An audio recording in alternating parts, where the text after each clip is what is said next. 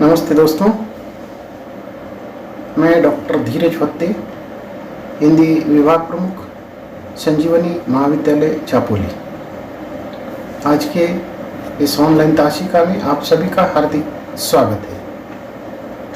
BA प्रथम वर्ष ऐच्छिक हिंदी पाठ्यक्रम के अंतर्गत नाटक तथा एकांकी इस चौथे प्रश्न पत्र में आज हम रंगनाथ तिवारी की एक चर्चित एकांकी शहादत को देखने वाले हैं। शहादत इस एकांकी को देखने से पूर्व रंगनाथ तिवारी जी का जीवन चरित्र देखना आवश्यक है। तो सर्वप्रथम हम श्री रंगनाथ तिवारी जी का परिचय देखते हैं। श्री रंगनाथ तिवारी महाराष्ट्र के अंबाजोगाई जिला बीड़ के निवासी हैं। उनका जन्म 21 जनवरी 1933 में महाराष्ट्र के सोलापुर में हुआ। उनकी प्राथमिक शिक्षा सोलापुर में ही हुई, परंतु आगे की जो पढ़ाई है, एमए तक की जो पढ़ाई है वो पूना से उन्होंने पूरी की।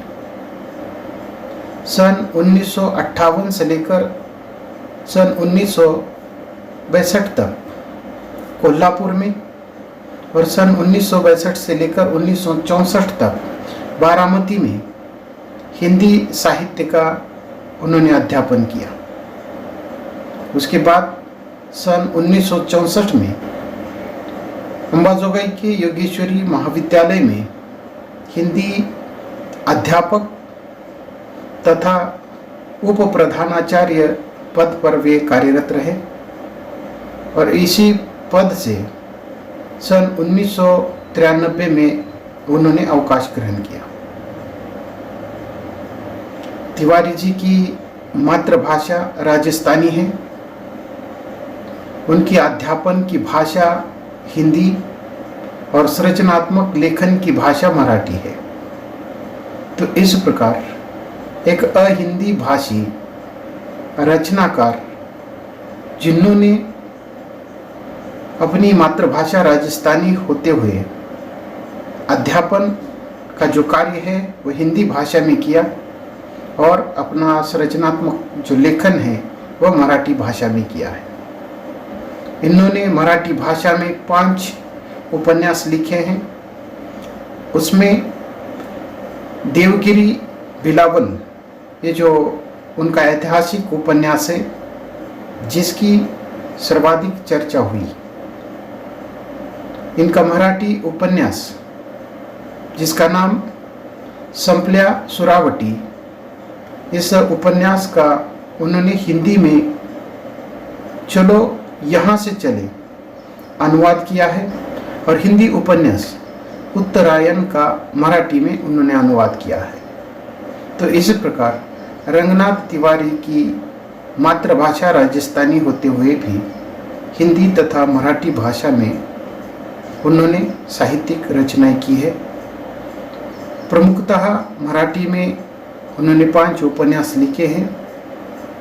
मराठी के सृजनात्मक लेखक के रूप में वह जाने जाते हैं, परंतु मराठी के साथ साथ उन्होंने हिंदी में भी लेखन किया है।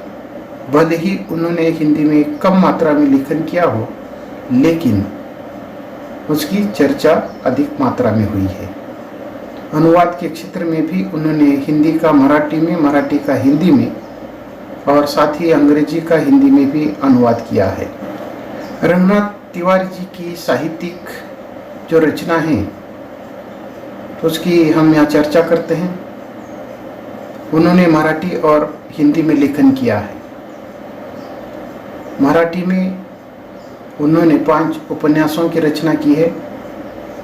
उनके चर्चित उपन्यासों में संपल्या सुरावटी जो 1975 में प्रकाशन हुआ है, उत्तम पुरुष एक वचन 1977 में उसका प्रकाशन हुआ है, देवगिरी बिलावल 1984 में इसका प्रकाशन हुआ है। बेगम समरू जो 2000 में प्रकाशित उपन्यास है। अन्वयन 1912 में इसका प्रकाशन हुआ है। प्रज्ञा परामिता ये जो मराठी का उपन्यास है 1918 में प्रकाशित हुआ है। तो इस प्रकार मराठी के ये उपन्यास हैं। इसके साथ ही मराठी साहित्य के अंतर्गत उन्होंने एक कथा संग्रह भी प्रकाशित किया है जिसका नाम मौनाची महासमाधि। ये उनका 2006 में प्रकाशित मराठी कथा संग्रह है। इसके साथ ही उन्होंने हिंदी में भी लेखन किया है।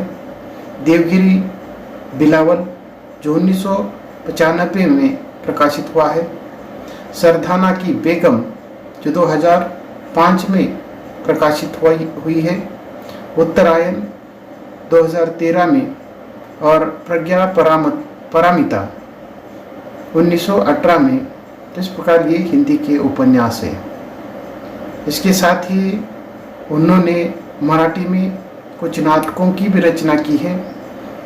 मराठी नाटकों के अंतर्गत संगीत देवगिरी बिलावल 1997 में इस नाटक का प्रकाशन हुआ है। उसके बाद काया पर काया ये 2002 में नाटक प्रकाशित हुआ है। तो इस प्रकार मराठी के ये 2 नाटक उन्होंने लिखे हैं। उसके बाद मराठी में ही शून नलिनी नाम से उनकी एकांकी 2012 में प्रकाशित हुई है। इसके साथ साथ हिंदी में भी उन्होंने नाटकों की रचना की है। आज बधाई माई और अयम आत्मा ये 2 नाटक प्रकाशित हो चुके हैं। नाटकों के साथ साथ उन्होंने एकांकी के अंतर्गत भी लेखन किया है। तो इस प्रकार मराठी उपन्यास, मराठी कथा संग्रह, हिंदी उपन्यास, मराठी और हिंदी के नाटकों के अंतर्गत उन्होंने लेखन किया है। इसके साथ ही उन्होंने अनुवाद के क्षेत्र में भी महत्वपूर्ण भूमिका निभाई है। फ्रेंच उपन्यासकार अलेक्जेंडर ड्यूमा जूनियर कृत अंग्रेजी उपन्यास कमिली का उन्होंने मराठी में निशिगंधा नाम से 2003 में अनुवाद किया है। उसके बाद डॉक्टर भालचंद्र नेमाड़े के द्वारा लिखित मराठी उपन्यास बिढार का उन्होंने हिंदी में अनुवाद किया है, जो बिढार नाम से ही उन्होंने हिंदी में उसको प्रकाशित भी किया है।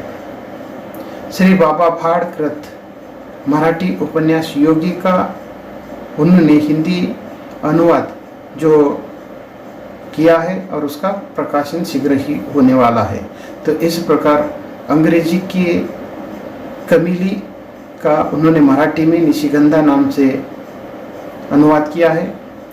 नेमाड़े के द्वारा लिखित उपन्यास बिढार का उन्होंने हिंदी में बिढार नाम से ही उसका प्रकाशन किया है, अनुवाद किया है। बाबा भांड के द्वारा रचित जो उपन्यास योगी है उसका हिंदी में वह अनुवाद उन्होंने किया है, उसको प्रकाशित कर रहे हैं। तो इस प्रकार रंगनाथ तिवारी ने विभिन्न क्षेत्रों के अंतर्गत लेखन किया है। भले ही उन्होंने कम मात्रा में लिखा हो, लेकिन उनके द्वारा लिखित जो साहित्य है बहुत ही चर्चित रहा है। इनके साहित्यिक योगदान को लेकर कई पुरस्कारों से उनको सम्मानित भी किया जा चुका है, जिसके अंतर्गत राष्ट्रभाषा पुरस्कार 1954 में ये पुरस्कार उनको प्राप्त है। साहित्य रत्न उपाधि से उनको सम्मानित किया गया है 1957 में। हिंदीतर भाषा हिंदी लेखक पुरस्कार से उनको 2007 में सम्मानित किया गया है। Central institute of Indian languages Mysore का भाषा भारती पुरस्कार 2007 का उनको मिला है।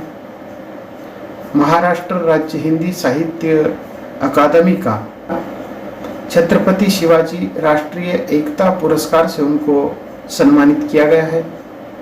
इसके साथ ही राजश्री पुरुषोत्तम दास टंडन स्मृति हिंदी रत्न पुरस्कार से उनको पुरस्कृत किया जा चुका है। इसके साथ ही महाराष्ट्र राज्य हिंदी साहित्य अकादमी का महाराष्ट्र भारती अखिल भारतीय हिंदी सेवा जीवन गौरव पुरस्कार से उनको सम्मानित किया जा चुका है। साथ ही महाराष्ट्र सरकार का हरि नारायण अपटे पुरस्कार भी उनको प्राप्त है। तो इस प्रकार रंगनाथ तिवारी जो हिंदी भाषा के अध्यापक होते हुए उन्होंने सृजनात्मक लेखन के लिए मराठी और हिंदी भाषा का चयन किया, जिसके अंतर्गत उन्होंने उपन्यास, कादंबरी और अन्य कई मराठी और हिंदी के नाटकों का, साथ ही एकांकी के क्षेत्र में भी उन्होंने लेखन किया है। अंग्रेजी का मराठी में, मराठी का हिंदी में और हिंदी का मराठी में, तो इस प्रकार का अनुवादित साहित्य भी रंगनाथ तिवारी का रहा है। तो इस प्रकार रंगनाथ तिवारी जी का परिचय देखने के बाद हम उनके द्वारा रचित शहादत एकांकी की जो भूमिका है उसकी हम सर्वप्रथम चर्चा करते हैं। रंगनाथ तिवारी जी द्वारा लिखित शहादत एक बहुत ही चर्चित ऐसा एकांकी है। ये जो एकांकी है, इस एकांकी का विषय हैदराबाद मुक्ति संग्राम से जुड़ा हुआ है। अंग्रेजों की गुलामी से देश 15 अगस्त 1947 में स्वतंत्र हुआ, परंतु दक्षिण की सबसे बड़ी रियासत निजाम राज्य ने भारत गणतंत्र में विलीन होने से इनकार किया। ये उस समय की सर्वाधिक महत्वपूर्ण घटना है। देश स्वतंत्र होता है, परंतु दक्षिण की सबसे बड़ी जो रियासत है निजाम राज्य, जो भारतीय गणतंत्र में विलीन होने से इनकार करता है। हैदराबाद रियासत, उस समय का जो हैदराबाद है या उसकी जो रियासत है वो बहुत बड़ी थी। आज का आंध्र प्रदेश, जिसका काफ़ी हिस्सा, जिसको हम तेलंगाना कहते हैं, उसके साथ ही आज का कर्नाटक राज्य के 3 जिले, जिसमें गुलबर्गा, बीदर, रायचूर, और महाराष्ट्र के तत्कालीन जो 5 जिले हैं, आज का मराठवाड़ा, इस हैदराबाद रियासत में आते हैं। तो इतना बड़ा ये जो रियासत है, जिसके अंतर्गत हैदराबाद का, तेलंगाना, कर्नाटक राज्य के 3 जिले, गुलबर्गा, बीदर, रायचूर, और महाराष्ट्र के 5 जिले, जिसको हम मराठवाड़ा कहते हैं। तो इतनी बड़ी ये जो रियासत है, उसका अर्थात निजाम का राज्य इस पर था, और वह भारतीय स्वतंत्रता प्राप्ति के बाद भी भारतीय गणतंत्र में विलीन होने से इनकार करता है। निजाम की यह इच्छा थी कि किसी भी स्थिति में हैदराबाद रियासत जनतांत्रिक प्रणाली से दूर रहे, तो राजशाही पद्धति वहाँ चलती रहे। तो इस प्रकार का उसका विचार था। एक और ब्रिटिश भारत की जनता जमहूरियत अर्थात जनतंत्र के लिए संघर्ष कर रही थी, तो दूसरी ओर निजाम पुरानी जो जमींदारी है, जागीरदारी तथा राजशाही व्यवस्था बनाए रखना चाह रहे थे। तो इस प्रकार एक साथ ये 2 संघर्ष चल रहे थे। भारतीय जो जनता है वह ब्रिटिशों के विरुद्ध में जनतंत्र के लिए संघर्ष कर रही थी, तो दूसरी तरफ जो निजाम है वह अपनी जमींदारी, जागीरदारी और राजशाही व्यवस्था बनाने के लिए भी वह संघर्षरत था। उनका राज्य किसी भी रूप में लोक कल्याणकारी नहीं था। तो इस प्रकार जो निजाम है, निजाम का राज्य लोगों की दृष्टि से जनता के कल्याणकारी राज्य नहीं था। ऐसी स्थिति में जनता ने जनतंत्र की मांग की तथा स्वतंत्र भारत में विलीन होने की इच्छा से उन्होंने आंदोलन शुरू किया। स्वामी रामानंद तीर्थ जी के नेतृत्व में ये जो संघर्ष है छिड़ गया। 1945 के बाद ये जो संघर्ष है और अधिक उसमें तेजी आ जाती है। भारतीय स्वतंत्रता के बाद तो ये जो आंदोलन है गांव गांव में फैल जाता है। ये जो धूर्त निजाम है उसने जनता की आवाज को दबाने के लिए जनतंत्र की इस मांग को धार्मिक रूप देने का प्रयत्न किया। तो इस प्रकार जनता की ये जो मांग थी जनतंत्र की, उन्होंने धार्मिक रूप देने का प्रयास किया। तो इस प्रदेश में हिंदू मुसलमान प्यार मोहब्बत से सैकड़ों वर्षों से जी रहे थे, परंतु अपनी सत्ता को सुरक्षित रखने की इच्छा से निजाम ने इसे हिंदू और मुस्लिम संघर्ष का रूप देने का प्रयत्न शुरू किया। रजाकार संगठक बना। वास्तव में हैदराबाद मुक्ति संग्राम का ये जो आंदोलन है हिंदू विरुद्ध मुस्लिम ऐसा नहीं था, अपितु राजशाही विरुद्ध जनतांत्रिक प्रणाली का यह आंदोलन था।